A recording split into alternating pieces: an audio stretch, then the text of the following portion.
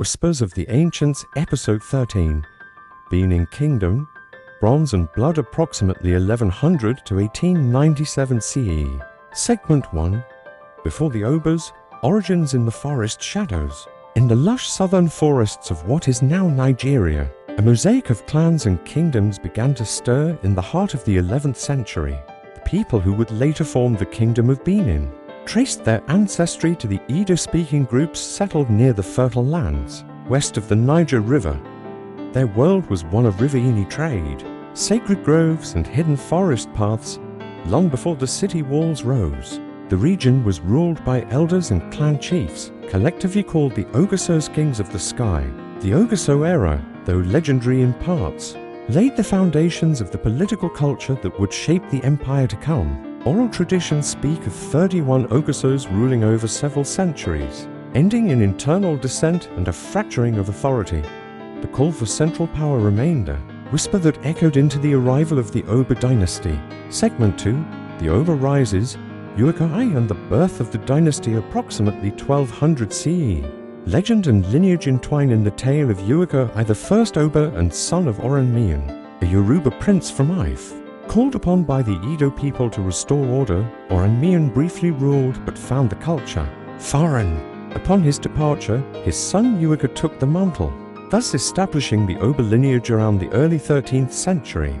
Uakai and his successors transformed Benin from a city-state into a centralized monarchy. At the heart of this transformation was Benin City, whose layout and governance echoed divine order. The spiritual and temporal authority of the Oba was unmatched. Kings no longer reigned from ancestral shrines, but from a palace whose grandeur would one day astonish European chroniclers. Segment 3, Moats and Walls, Engineering an African Marvel. The early Obas understood that strength was as much about perception as power. They encircled their growing city with an unprecedented system of earthen walls and moats, stretching for over 15,000 kilometers cumulatively. These earthworks rivaled the Great Wall of China in ambition.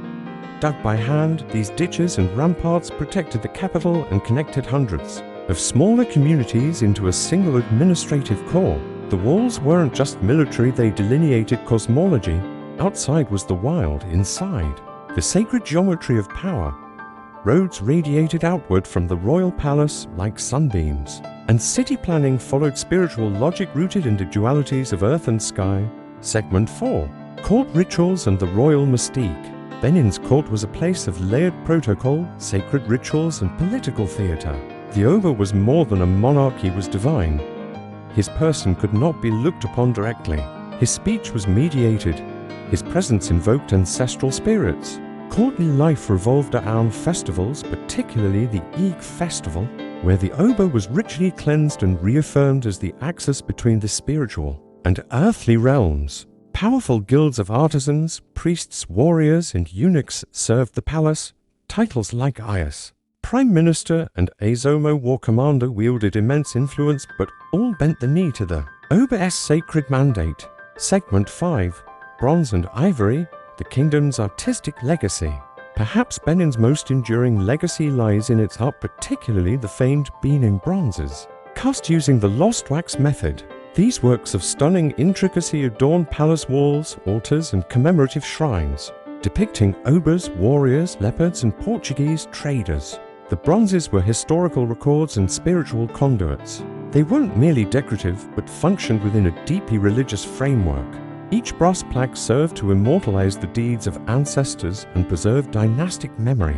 Beyond bronze, the Benin people were masters of ivory carving. These works found their way across trade routes, stunning foreign dignitaries with their elegance and symbolism. Segment 6, Blood and War, Expansion under Oba Ur the Great approximately 1440 to 1473 CE. Ur the Great, who reigned in the mid-15th century, was a figure of profound transformation, a cunning strategist and spiritual master. He expanded Benin's territory through relentless military campaigns. Under his command, the empire pushed to the coast, capturing trade routes and vassal states. Ur implemented sweeping reforms, standardizing rituals, centralizing administration, and expanding the city's size dramatically. He increased the complexity of the palace guilds and further embedded the Oba as a living deity. His reign marked the high tide of Benin's imperial vision, centralized, sacred, and fearsome. Segment 7, Portals to the Sea. The Portuguese arrive approximately 1485 CE. In 1485, Portuguese sailors, led by João Afonso de Vero, reached the coast near Benin. A fateful encounter unfolded. Benin was no isolated kingdom. It was a well-organized state capable of diplomacy and trade. For over a century, Benin engaged in measured commerce with the Portuguese. The kingdom exported pepper, ivory, palm oil, and eventually slaves. In return came firearms, metal goods, and European prestige. The Obas managed this trade carefully, refusing missionaries and retaining cultural sovereignty. Benin was never colonized during this early contact. It negotiated on its own terms. Segment 8. The sacred guilds, artisans, priests, and power. The economic and cultural heart of Benin pulsed within its guilds. Organized like sacred fraternities, guilds controlled craft production, religious services, and even the conduct of wars. The Eigen Erenwan, the brass casters, lived in a separate district near the palace. Their work was hereditary and protected by strict laws. Ivory carvers belonged to the Igbasanwan guild, while other guilds specialized in coral beadwork, iron smelting, leather and wood. Priests and oracles played critical roles in divination and ancestor veneration. These guilds acted as both spiritual and administrative arms of the monarchy. Segment 8. The sacred guilds, artisans, priests, and power. The economic and cultural heart of Benin pulsed within its guilds. Organized like sacred fraternities, guilds controlled craft production, religious services, and even the conduct of wars. The Eigen Erenwan, the brass casters, lived in a separate district near the palace. Their work was hereditary and protected by strict laws. Ivory carvers belonged to the Igbasanwan guild, while other guilds specialized in coral beadwork, iron smelting, leather and wood. Priests and oracles played critical roles in divination and ancestor veneration. These guilds acted as both spiritual and administrative arms of the monarchy. Segment 9. Coral and regalia. Symbols of divine rule. Nothing symbolized Benin's royal identity more than coral. Imported from the Mediterranean via trans-Saharan trade, red coral beads adorned the Oba's neck, wrists and regalia. These beads were symbols of divine authority imbued with spiritual power and only worn with permission. The Oba's royal costume head to toe in coral radiated authority, tradition, and sacred lineage. Each bead was a treaty, a conquest, or a ritual vow. The royal court thus became a theatre of colour and memory. Red coral against white chalk, bronze gleaming in the shadows of ancestral altars. Segment 10. The slave trade, shadows along the coast. While Benin maintained tight control over its interaction with Europeans, the transatlantic slave trade cast long, dark shadows. Initially, the kingdom resisted deep involvement in the trade, but as coastal neighbors grew wealthy and powerful through slaving, Benin too was drawn in. By the 17th century, internal tensions and declining central control led to more aggressive slave raiding in vassal regions. Though Benin never fully collapsed into the slaving frenzy of other West African kingdoms, its complicity and economic reliance deepened. This period also saw the rise of powerful warrior chiefs, often at odds with the Oba's central authority. Corruption and internal rivalries began to chip away at the imperial structure. Segment 11. The intricate art of ideology, symbolism in Benin Bronzes. Beyond their aesthetic beauty, the Benin Bronzes were vehicles of state ideology. In each relief panel, cast plaque, or ivory carving, messages were embedded of hierarchy, loyalty, conquest, and spiritual cosmology. A figure's size signified status. The Oba loomed largest, a visual declaration of his supremacy. Attendants and warriors flanked him, often with leopards, his sacred animal, by his side. One plaque, for instance, might show the Oba holding the ceremonial swords, standing atop defeated enemies, flanked by court officials carrying fly whisks, symbols of order and control. Others portrayed processions, war expeditions, or sacrificial rites. each with layered meanings legible to court insiders and external emissaries alike. These images told stories of victories past, divine favor, and the Obas' unbroken lineage from mythical founders. As Portuguese traders and missionaries began to arrive in the late 15th century, they too were immortalized in brass recognizable by their distinct attire and facial features, testament to the Benin artisans' observational skills and the kingdom's increasing global entanglements. These depictions weren't mere portraits, they signaled that foreigners were acknowledged, understood, and, most importantly, placed within the Obas' ordered worldview. Segment 12 of Ritual and Sacrifice, Blood and Power in Court Ceremony. Benin's royal court was not only a center of art and governance, it was a sacred realm where the divine and human intersected. The Oba, considered semi-divine, presided over elaborate rituals designed to maintain cosmic balance and ensure political continuity. Central among these were sacrificial rites involving animals and, in some historical accounts, even humans intended to honor ancestors, sanctify the palace, or seek guidance from the spirit world. One of the most significant rites was the annual Eid festival. During this multi-day event, the Oba was ritually cleansed, ancestral spirits were appeased, and offerings made to ensure prosperity. The ceremony reaffirmed not only the Oba's spiritual authority, but also his indispensable role as an intermediary between the people and the gods. Royal priests chanted prayers passed down generations, drums thundered through the palace grounds, and dancers entered trance states, each act rich in symbolism and intent.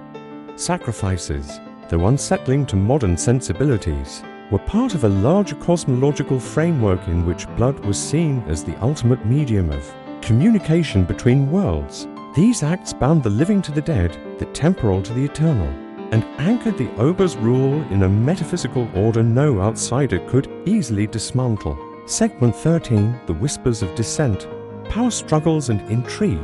No realm of power is without its shadows. Though the Oba reigned supreme in image and ritual, the history of Benin is also punctuated by internal rivalries, coups, and succession crises. Behind the bronze facadas and polished courtly pageantry lay a world of maneuvering courtiers, ambitious chiefs, and fractious princely lines. The powerful Luzama, a council of hereditary nobles, played a key role in selecting the next Oba check on absolute monarchy, but this often led to bitter disputes with rival factions championing different claimants. There are tales of exiled princes returning with mercenary forces, of assassination attempts cloaked as religious rites, and of Obas who ruled with cruelty and paranoia, surrounded by spies. Still, despite such turbulence, the monarchy endured testament to the institutional depth of Benin's statecraft. Intrigue was not disorder, it was part of a system that adapted, evolved, and occasionally purged itself to maintain continuity.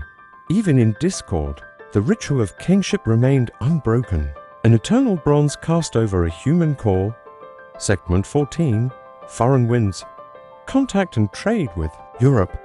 By the late 15th century, winds from distant coasts began to stir the forests of Benin. Portuguese caravels sailed down the West African coast, seeking pepper, ivory, and gold, and found in the Oba powerful, organized state willing to trade on its own terms. These first contacts were marked by mutual fascination. The Portuguese saw a black Rome with roads, courtiers, and splendor. Benin saw foreigners with exotic goods and firearms. Trade flourished. Brass manillas, currency-like bracelets, and coral beads poured into Benin in exchange for pepper, ivory, and tragically human lives. While Benin's participation in the Atlantic slave trade remains a complex and debated subject, evidence suggests that by the 16th and 17th centuries, it had become a significant, if sometimes reluctant, player in that grim commerce. European traders, particularly the Dutch and later the British, established regular contact. Diplomats were exchanged and a tentative understanding held for centuries. Benin, while engaging in global trade, maintained its sovereignty and resisted attempts at Christian conversion or political subjugation. Its palace remained intact, its rituals unbroken, and its artisans busy casting plaques now depicting not just courtly scenes but foreign visitors, cannons and ships. Segment 15, A Kingdom Encircled, the 19th century and rising tensions. As the 19th century drew on, the global balance of power shifted. European powers, driven by industrial ambitions and imperial ideologies, began carving Africa into colonial holdings. The British, seeking to dominate the palm oil trade and stamp out local resistance, increasingly clashed with Benin's efforts to maintain control over its commerce and borders. Relations frayed. Benin, proud and isolationist, viewed the British demands as insults. The Oba Ovenramwan Nobbesi ascended the throne in 1888, presided over a kingdom surrounded by colonial expansion but still fiercely independent. He resisted treaties that would reduce Benin to a protectorate. British traders and officials, frustrated by the Obas' refusal to grant open access, began plotting more aggressive measures. In January 1897, a British delegation led by acting Consul James Phillips marched toward Benin against warnings. The mission was ambushed perhaps by local commanders acting without royal sanction, leading to British casualties. It became the pretext Britain needed. In February, the punitive expedition was launched. Segment 16, Fire and Brass, the Fall of Benin and the Looting of a Legacy. British forces, armed with Maxim guns and a mandate of vengeance, stormed Benin in 1897. The city was bombarded, the royal palace torched, and its sacred groves desecrated. The Oba was captured, exiled to Calabar, and his court disbanded. With him vanished centuries of uninterrupted dynastic rule. What shocked the world, however, was not just the conquest, but what the British found. Thousands of brass and ivory artworks were looted from the palace, plaques, masks, tusks, and ancestral heads. These were shipped to London, Berlin, and Paris, hailed as masterpieces in museums, admired for their sophistication and paradoxically used to justify colonial claims. Surely, many colonial observers thought, this art cannot be African. It was. Benin's fall was not just military, it was symbolic.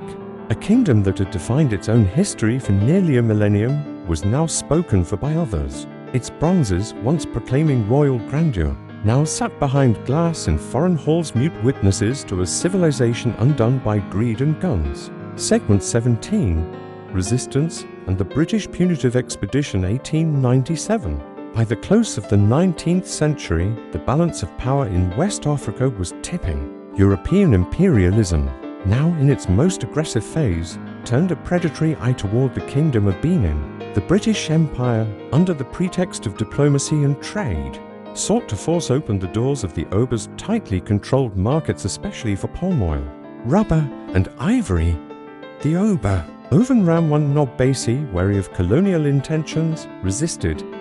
In January 1897, a British diplomatic mission, led by acting Consul General James Phillips, advanced toward Benin City against clear warnings. They were ambushed by Benin warriors, many were killed. The British, enraged, saw this as casus belli. By February 1897, a massive punitive expedition was launched.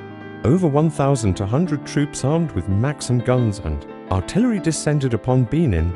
The resistance was fierce but outmatched. The kingdom's defenses, valiant warriors, fortified walls, and intimate knowledge of terrain held briefly, but the technological superiority of the British prevailed. Benin City was invaded and torched. The palace was looted and razed. Thousands of bronzes, ivories, and sacred relics some centuries old were carted away to Britain. They would adorn museum halls in London, Berlin, and Paris. Stripped from their context, the Oba was captured and exiled to Calabar, far from his spiritual and ancestral home. A monarchy was shattered, its treasures pillaged, its independence extinguished. But the soul of Benin, its bronze plaques, its oral chants, its royal lineage would endure beyond fire and theft. Segment 18, the diaspora of the bronzes, memory, loss, and reclamation. The Benin Bronzes, originally sacred and historical emblems reserved for palace courtyards and ancestral altars, became cultural orphans scattered across the globe. British soldiers and colonial administrators auctioned them off, sold them to European collectors, and bequeathed them to museums. What was once a visual chronicle of Benin's dynasties, religious beliefs, and socio-political order became silent exhibits behind glass, far from home. Yet even in exile, these objects spoke. Artists, scholars, and activists in the African diaspora began to ask hard questions. Who owns heritage? Who gets to tell Africa's story? The campaign to repatriate the Benin Bronzes gained momentum in the late 20th century. In Germany, the Netherlands, France, and finally the UK, curators and governments faced mounting pressure to return looted artifacts. Meanwhile, within Nigeria, the descendants of Benin's kings worked tirelessly to preserve cultural continuity. Though the political power of the Oba was largely symbolic in the modern republic, the monarchy remained a vital spiritual and cultural institution. The voice of the Oba, representing centuries of sacred tradition, continued to echo across the Niger Delta. The bronzes themselves became more than art. They were vessels of memory. They carried the scent of burnt palaces, the song of masked dancers, the clang of hammers on molten brass, and the whispered prayers of ancestors. Their return partial, delayed, or symbolic signaled not only restitution but a deeper healing of historical wounds. Segment 19 echoes in modernity the Benin legacy today. The Benin Kingdom may have fallen to colonial forces, but its legacy is deeply embedded in Nigeria's cultural DNA. The city of Benin, now a modern metropolis, still reveres its Oba, now His Royal Majesty Uatu, as a spiritual leader and guardian of Edo traditions. Ceremonial festivals, royal rituals, and palace regalia continue to reaffirm Benin's identity. Artists across Nigeria and the wider African diaspora draw inspiration from Benin's motifs. The stylized eyes of the bronzes, the regal stance of the Obas, the leopard as a totem of rule. Edo metalworkers, heirs to a sacred guild tradition, still craft brassworks that echo the past, though now in contemporary forms. And the story of Benin is now taught not only in oral tales around family hearths, but also in university curricula, digital archives, and museum exhibits. The Nigerian government, in collaboration with the royal court, has committed to building a new Edo Museum of West African art in Benin City. Designed by acclaimed architect David Ejatu, to house repatriated bronzes and celebrate the cultural brilliance of the pre-colonial kingdom. Benin's story of power, art, resistance, and survival continues to be written. Segment 20, The Living Bronze, a reflection. From the first glint of copper alloy heated in an earthbound crucible, to the delicate chiseling of ancestral memories onto metal, Benin's greatness was never simply about wealth or war. It was about the ability to see the eternal in form, the divine in geometry, the story in silence. In the bronzes, time was melted and cast. Obas stood tall, forever regal. Warriors marched eternally. Queens bore coral necklaces with unbroken dignity. Priests lifted hands in rituals that defied the grave. The Kingdom of Benin reminds us that civilization is not merely measured in stone or steel, but in the way a people honor their ancestors, govern their society, and transform memory into matter. The scar left by the flames of 1897 still smolders, but so too does the fire of resurgence. Benin was never just a kingdom. It was, and is, a vision, a luminous testament to what African civilization achieved, and what it still dares to reclaim.